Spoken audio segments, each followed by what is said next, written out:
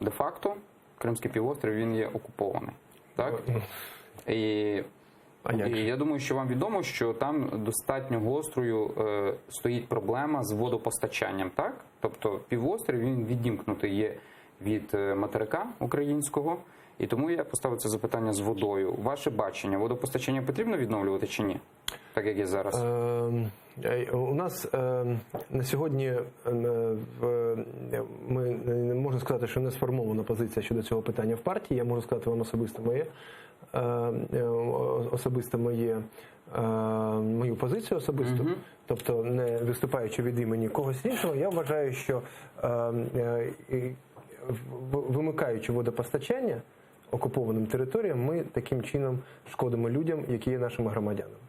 Мені здається, що це є не той метод, який треба використовувати для відновлення нашого контролю над нашими територіями. А як відновити контроль над тими територіями? От яка стратегія «Слуги народу» щодо Криму і Донбасу? По-перше, ми не повинні, з одного боку, ми не повинні розмежовувати ці території і говорити окремо про Крим, говорити окремо про Донбас. Це є окуповані території і ті, і інші. Ми, до речі, хочемо створити в Верховній Раді комітет з окупованих територій, 2 підкомітети, але ми повинні використовувати... Вже є ціле міністерство. Да. Але... По-новому будемо створювати чи? В Верховній Раді, я маю на увазі. А в Верховній Раді, так? Міністерство є, тепер комітети створимо, так? Да. Зрозуміло. Бо це дуже важливе питання. А що змінить створення комітетів? Що? Що змінить створення комітетів? Є міністерство і комітети? Ви розумієте, що це надважливе питання для стратегії, для розвитку держави. І якщо цим питанням буде займатися окремо, тим самим ми, а не поряд з цим питанням і іншими питаннями також, то ми не тільки підкреслимо значення цього питання, але ми і здобудемо більших успіхів. Щодо конкретних методів по Донбасу, ми говоримо про те, що президент на сьогодні застосовує політику невеликих кроків, але кроків ефективних. Відновлено мінський формат. Хтось говорить про те, що він і був неефективним, хтось говорить про те, що він зазнав краху, цей мінський формат, і його не треба відновлювати. Але мені здається, що він був неефективний саме тому, що мало місця оце лицемірство, з якого ми з вами почали.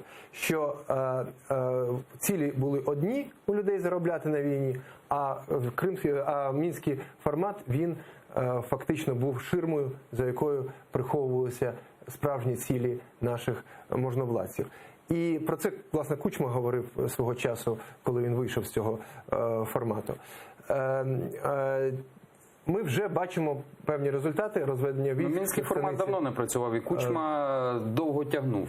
Він фактично перед президентством Володимира Зеленського він вийшов з цього мінського процесу. Наскільки, мені здається, що раніше набагато, але вже є перші результати. Станиця Луганська, розведення військ, це є перший результат.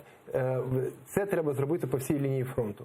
Друге, що треба зробити, але друге за номером, але не друге за важливістю, це полонені, обмін всіх на всіх. Ми розуміємо, що до виборів парламентських цього неможливо зробити, бо жодний успіх президента не буде підтриманий Російською Федерацією, яка відверто грає на стороні проросійських. Чому? Навіть без обміну відбулося звільнення. І тут...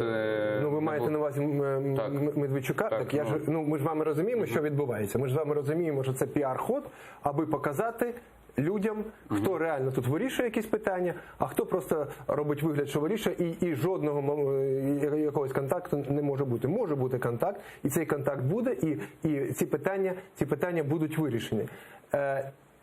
Після цього ми повинні говорити про поступове відновлення взаємозв'язків з окупованими територіями.